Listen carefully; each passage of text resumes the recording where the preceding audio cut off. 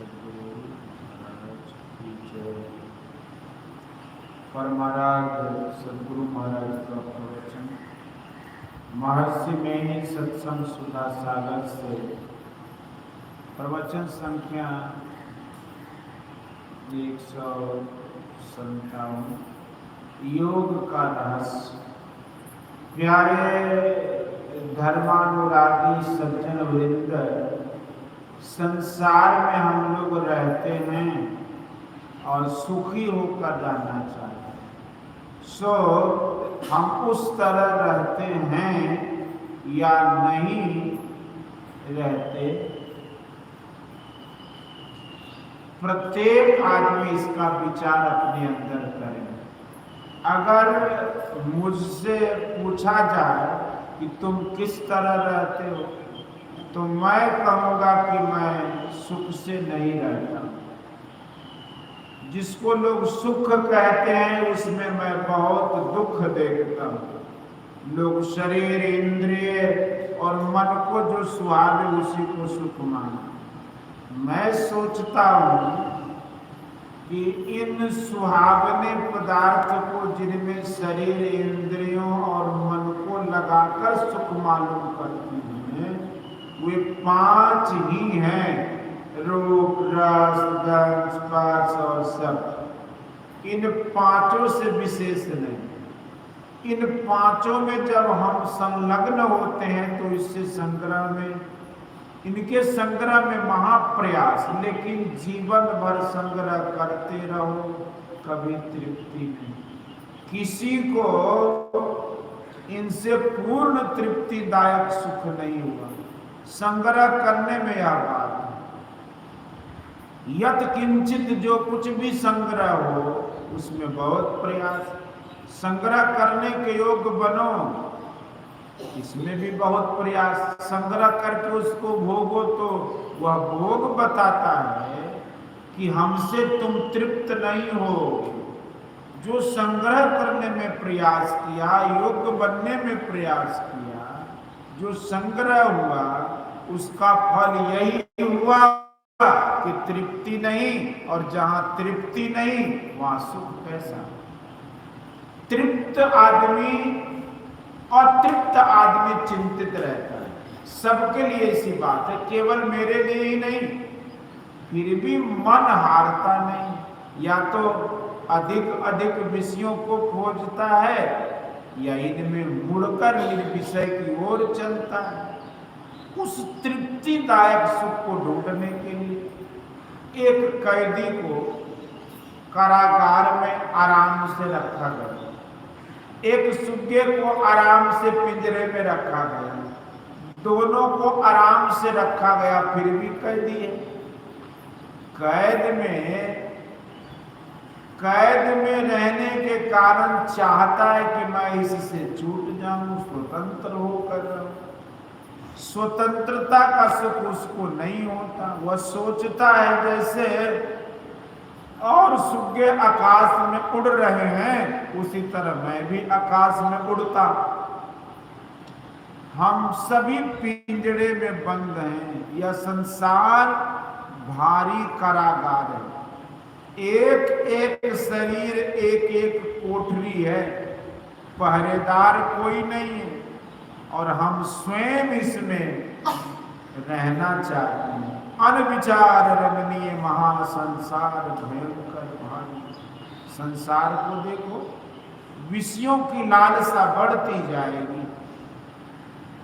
विषयों की लालसा बढ़ने से और मिले इसकी तृष्णा में खूब दौड़ते हो और अंत में थक जाते हो। जरा सा आराम किया और फिर दौड़े। इसी तरह दौड़ते दौड़ते जीवन खत्म हो जाता है। इस तरह भी कैद खाना छूट जाए तो ठीक है, लेकिन ऐसा होता नहीं।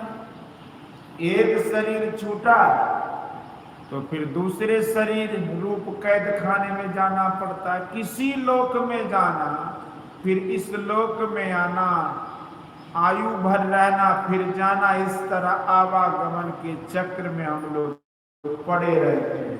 आकर 4,84,000 जोनि भ्रमत यह जीव अविनाशी, फिरत सदा माया कर प्रेरा, काल कर्म सुभाग गुण भेद। इसमें कभी शांति संतुष्टि नहीं, शांति संतुष्टि नहीं तो सुख कहाँ।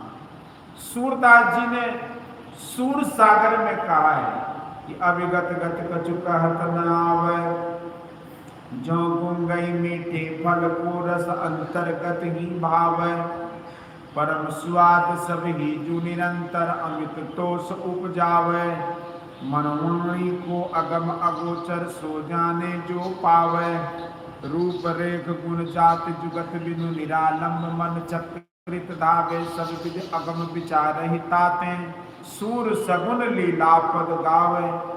सूरदास जी महाराज पता बताते हैं कि तुम किधर जाने से सुख पाओगे। जो सर्वव्यापी है उनके मिलन का परम स्वाद है।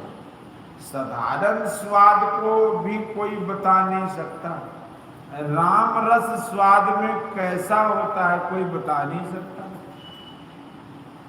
गुड़ के मिठास में और मिश्री के मिठास में क्या फर्क है कोई बता नहीं सकता। तंद्रा में एक चैन सा मालूम पड़ता है, वहां कोई इंद्री नहीं है, और गहरी नींद में इतना सुख होता है कि बेहोश हो जाते हैं। सोकर उठते हैं तो कहते हैं कि आज खूब सोया। इसका कोई वर्णन कर सकता है? परम स्वाद सब स्वादों से विशेष होता है, वह स्वाद हमेशा लगा रहता है और अमित तोष उपजावे, यह फल है उसका। सूरदास जी कहते हैं कि यहाँ कहाँ सुख है, सर्व को साधारण लोग जान भी नहीं सकते। जिसकी बुद्धि सात्विक है, तीव्र है, वह उसको समझ सकता है। पूरी श्रद्धा पूरा विश्वास तब होता है जब प्रत्यक्षता होती है। प्रत्यक्षता नहीं होने के कारण परम स्वाद नहीं है, तब अमित तोष कहाँ और बिना संतोष के सुख कहाँ। हम सुखी होना चाहते लेकिन इंद्रियों के द्वारा के ग्रहण में थोड़ा रस मालूम होता है, इसलिए उसका सुख अतृप्तिदायक, तृष्णावर्धक और अल्प है। हम लोग जब तक आवागमन के चक्र में पड़े रहेंगे तब तक ऐसा ही होगा। विषयों में चैन कहाँ, परमात्मा से तुम्हारा निजी योग हो तब अमित तोष और परम स्वाद मालूम।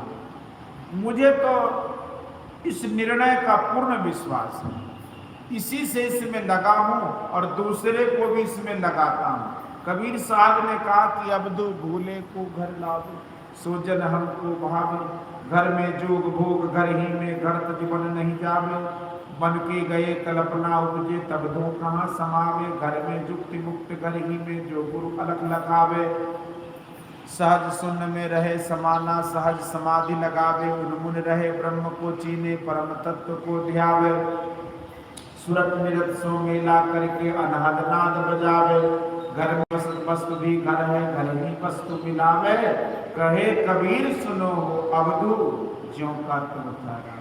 संत लोग जिस काम को पसंद करते हैं उसी और दूसरे को लगने कहते हैं।